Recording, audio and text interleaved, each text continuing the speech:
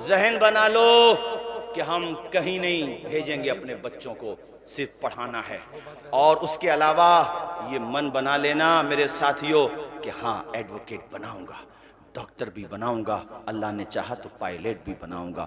اس سب سے پہلے اپنے مدرسہ سید العلوم میں قرآن شریف ضرور پڑھاؤں گا. ناظرہ پاکی ناپاکی، حلال و حرام، بنیادی عقائد اہل سنت، یہ دینی تعلیم کے سنگم میں اس بچے کو ضرور ڈھالوں گا تاکہ میرا بیٹا اگر لائر بن کے اپنی کرسی پر بیٹھے تو سامنے والے کی حیثیت دیکھ کر کے اس سے فیس لے، اسے ترس آ جائے. میرا بیٹا اگر ہمارے سنبل میں بھی کئی ڈاکٹر ہیں ماشاءاللہ، ان کی کلینک میں نے قرآن شریف رکھا ہوا دیکھا، مجھے بڑی خوش ہوئی. اچھا میری دوستی کی وجہ بھی یہی بنی. میں نے کہا ماشاءاللہ میں جب بھی آتا ہوں قرآن شریف رکھا رہتا ہے. تو ڈاکٹر صاحب کہنے لگے میری ماں نے مجھے تربیت کی ہے بیٹا کتنے ہی اونچے اٹھ جانا مگر قرآن کا دامن مت چھوڑنا.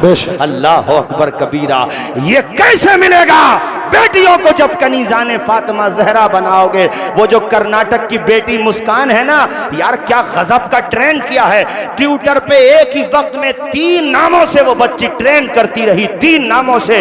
نیشنل نیوز نہیں انٹرنیشنل نیوز بن گئی 3 ناموں سے. اس سے پوچھا گیا تیرے اندر یہ جذبہ کیسے آیا، تیرے اندر یہ حوصلہ کیسے آیا؟ تو اس بچی نے کہا میرے باپ نے مجھے یہ تربیت سکھائی تھی، یہ جذبہ سکھایا تھا. تو گھر کی تربیت کا یہ اثر ہوتا ہے.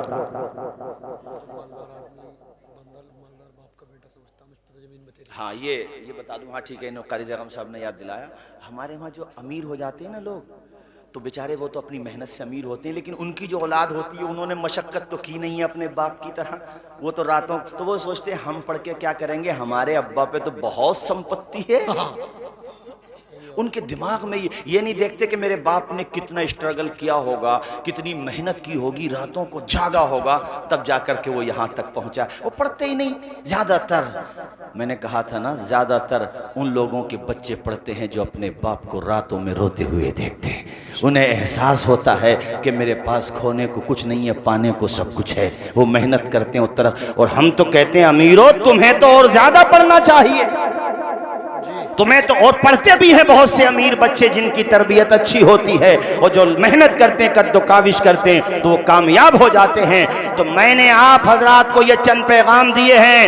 سنبھل سے لے کر کے اپنا پورا علاقہ ابھی تک اچھے تعلیمی اداروں سے خالی ہے. یہ ذہن بنا، صاحب آپ سے بھی کہہ رہا ہوں، یہ ذہن بنا کر کے جائیں اور یہ من بنا لیں کہ یار ایسے ہی مر گئے، کچھ نہ کیا تو مرنے کے بعد بھی پچھتاوا ہوگا کہ یار یہ کام تو میں کر سکتا تھا.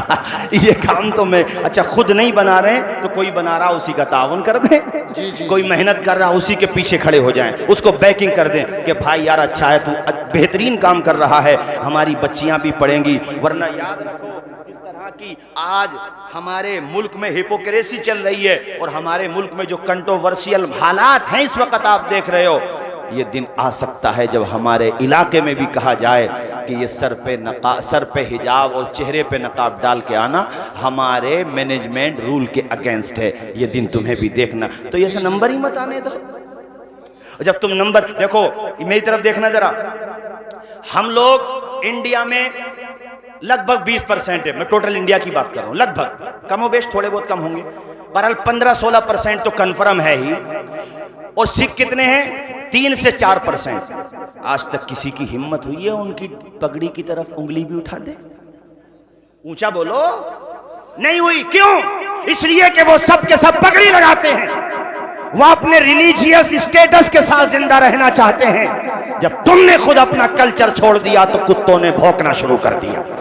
وہ دیکھ رہے ہیں کہ اذان کے وقت میں ان کے محلوں میں ڈیجوں کے آگے ریچوں کی طرح نوجوان ناچتے رہتے ہیں. وہ دیکھ رہے ہیں کہ جمعے کے علاوہ ان کی مسجدیں نمازیوں سے خالی نظر آتی ہیں. وہ دیکھ رہے ہیں کہ ان کی بہن بیٹیاں میرج ہال میں شادی کے موقع پر بے پردہ گھومتی ہوئی نظر آتی ہے، غیر محرموں کے ساتھ فوٹو کھنچواتی ہوئی نظر آ رہی ہے. وہ سب کچھ دیکھ رہے ہیں، اس لیے تم پہ انہوں نے انگلی اٹھانا شروع کر دی.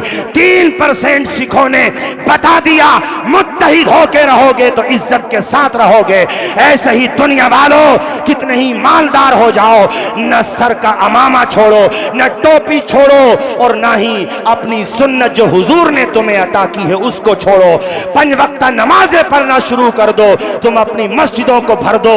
انہیں اپنی ذہنیت بدلنا پڑے گی. یہ سمجھ جائیں گے کہ یہ سو رہے تھے اب جاگ گئے ہیں، اور جاگ تو ہو کو کوئی چھیڑتا نہیں ہے. چوری بھی اس گھر میں ہوتی ہے جس گھر والے سو رہے ہوتے ہیں.